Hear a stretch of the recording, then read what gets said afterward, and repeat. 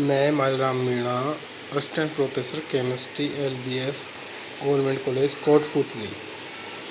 आज हम lettuce defects के बारे में जानकारी प्राप्त करेंगे। लेटिस डिफेक्ट्स का मतलब होता है कि जो जालक होता है उसके अंदर किसी प्रकार दोष आ जाता है, वो डिफेक्ट कहलाता है। किसी प्रकार से उसमें मिस्टेक हो जाती है।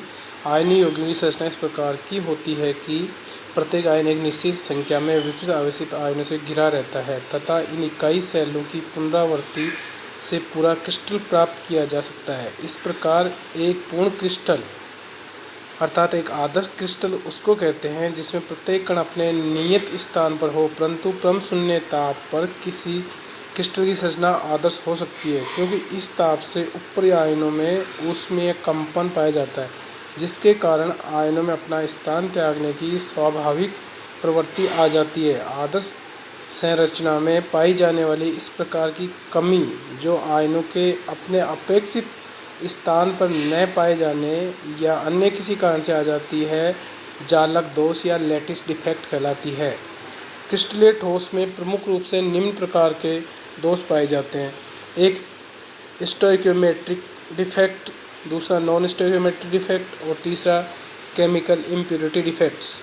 पहला जो डिफेक्ट है स्टोइकियोमेट्रिक डिफेक्ट या दोष, इसमें जिनमें धनायन व ऋणायन की संख्या का अनुपात ठीक वही होता है जो उनके रासायनिक सूत्र में दर्शाया जाता है, और यदि दोषपूर्ण क्रिस्टल तथा आदर्श क्रिस्टल के मूलानुपात सूत्र समान हो तो दोष को स्टोइकियोमेट्रिक दोष कहते हैं।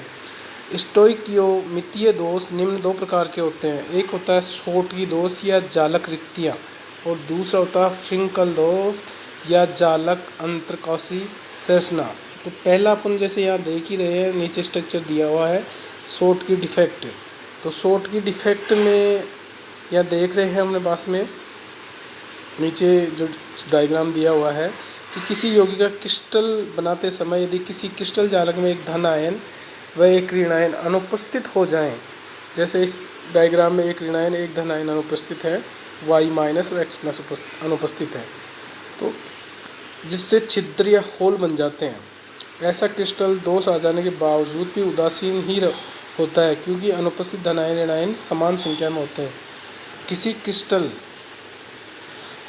में यह त्रुटि तब उत्पन्न होती है जब धनायन व ऋणायन के आकार लगभग समान होते हों, अर्थात sodium chloride, caesium chloride, potassium आदि आयनिक ठोस यदि क्रिस्टलीय अवस्था में हो तो वह विद्युत का एक उत्तम रोधी होता है, लेकिन यदि उनके क्रिस्टल जालक में कोई त्रुटि या दोष रह जाए तो उसमें विद्युत चालक का गुण आ जाता है। शोथ की त्रुटि के कारण क्रिस्टल में रिक्तियाँ आ जाती हैं। यदि कोई अन्य आयन इन रिक्तियों या छिद्रों में आ जाए तो उसके स्थान पर रिक्त या छिद्र बन जाता है। इस प्रकार आयनों के द्वारा विद्युत का चालन हो जाता है।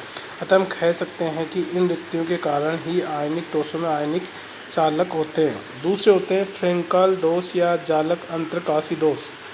इस प्रकार जब धन आयन का आकार, हम नीचे डायग्राम में देख रहे हैं, ये डायग्राम दे रखे हैं हमने, जिसमें एक धन आयन अपने स्थान से दूसरी जगह चला गया है। जब धन आयन का आकार ऋण आयन से अत्यधिक छोटा होता है तो क्रिस्टल ठोस में यह दोष आता है। इस त्रुटि में छोटा धन आयन अपने नियत स्थान से विस्थापित होकर अंतराकाशीय स्थान इंटरस्टिशियल स्पेस में स्थानांतरित हो जाता है। इस प्रकार दोष उत्पन्न होने पर क्रिस्टल उदासीन बना रहता है एवं उस धन आयन के लिए नियत स्थान रिक्त रह जाता है, अर्थात वहाँ एक छिद्र या होल बन जाता है। ये silver bromide, zinc sulphide, copper sulphide आदि इसके एग्जाम्पल हैं। जब फ्रेंकल दोष वाले क्रिस्टल पर्याप्त ऊर्जा स्तर पर होते हैं तो धन आयनों का ऊष्मीय कंपन इतना हो जाता है कि वे अंतराकाश स्थान से दूसरे में आसानी से चले जाते हैं। इस प्रकार धन आयन के एक सिरे से दूसरे सिरे तक गमन के वस्तु फ्रेंकल त्रुटि वाले क्रिस्टल भी विद्युत के जालक की भांति व्यवहार करते हैं।